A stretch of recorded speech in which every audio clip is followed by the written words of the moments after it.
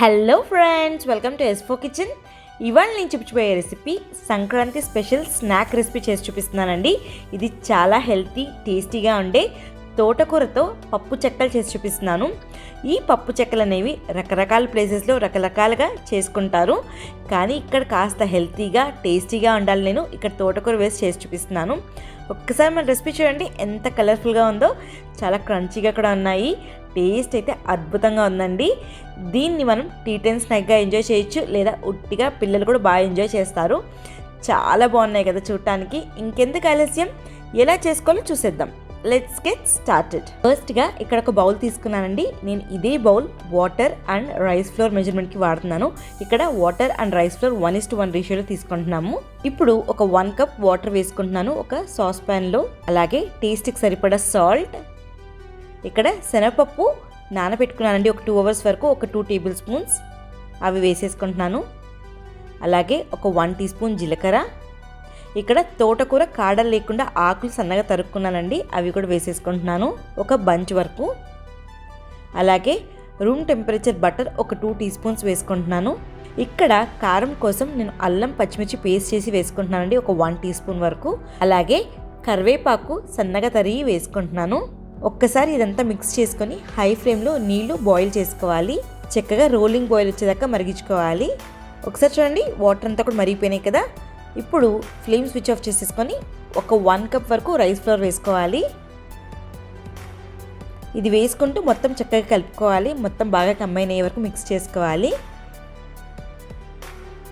ఇది మూత పెట్టేసుకొని ఒక 10 మినిట్స్ వరకు పక్కన పెట్టుకోండి. ఒక క్లీన్ కౌంటర్ టాప్ మీద లేదా ఇలా సిలికాన్ మ్యాట్ మీద మనం ముందుగా బాయిల్ చేసి పెట్టుకున్న డౌ ఉంది కదా, అదంతా వేసేసుకోవాలి.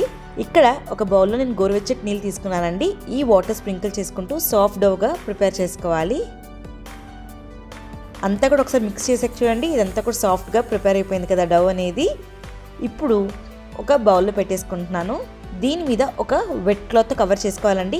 మన పిండి అనేది డ్రై అవ్వకుండా ఉంటుంది ఇలా కవర్ చేసుకోవటం వల్ల. ఇప్పుడు చిన్న చిన్న బాల్స్ చేసుకోవాలి ఈ పిండి మొత్తాన్ని.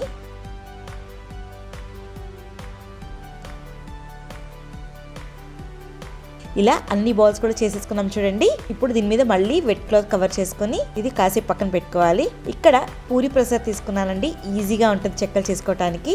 ఒకవేళ మీ దగ్గర పూరి ప్రెసర్ లేకపోతే రోలింగ్ పిన్ తో రోల్ చేసుకోవచ్చు. ఇక్కడ నేను పాలిథిన్ షీట్స్ తీసుకున్నాను. 2 పీసెస్ గా కట్ చేసుకుని దీన్ని ఆయిల్ తో గ్రీస్ చేసుకుంటున్నాను. మనం ముందుగా ప్రిపేర్ చేసి పెట్టుకున్న ఈ బాల్స్ ని ఒక్కటి ప్లేస్ చేసుకుని హార్డ్ గా ప్రెస్ చేసుకోవాలి. ఇక్కడ మనకు థిక్నెస్ అనేది కాస్త పల్చగా ఉండాలండి, అప్పుడే మనకు క్రంచీగా వస్తాయి మన చెక్కలు అనేవి. మిగతా అన్ని బాల్స్ కూడా సేమ్ ఇదే విధంగా చేసుకొని ఇలా ప్లేట్లో పెట్టేసుకోవాలి.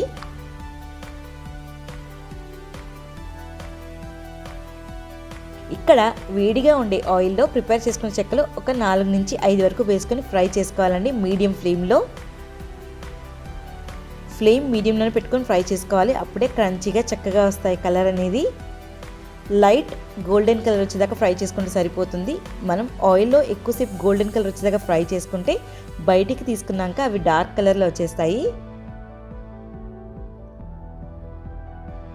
తిప్పుకుంటూ మంచిగా ఫ్రై చేసుకోవాలి మీడియం ఫ్లేమ్లో.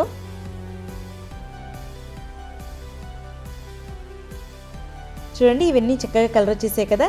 ఇవి డ్రైన్ చేసుకొని ఒక టిష్యూ పేపర్ మీద వేసుకోవాలి. ఇంతేనండి, చూసారా ఎంతో ఫాస్ట్గా చేసేసుకున్నాం కదా మనం తోటకూరతో పప్పు చెక్కలు అనేవి. చూడటానికి ఎంత కలర్ఫుల్గా క్రంచీగా ఉన్నాయి కదా. ఇంకెందుకు ఆలస్యం, మీరు ఈ పండగకి మీ ఇంట్లో ట్రై చేసి ఎలా వచ్చిందో కమెంట్ సెక్షన్లో పెట్టండి. ఒకసారి మీకు ఇప్పుడు ఇవి క్రష్ చేసి చూపిస్తాను ఎంత క్రంచీగా ఉన్నాయనేవి. చూడండి, ఇదంతా కూడా పీసెస్గా అయిపోయింది కదా. చాలా బాగా వచ్చాయి కదా. చూసారు కదండి నా వీడియోస్ కనుక నచ్చినట్టయితే నా ఛానల్ లైక్ చేయండి, షేర్ చేయండి, సబ్స్క్రైబ్ చేయండి.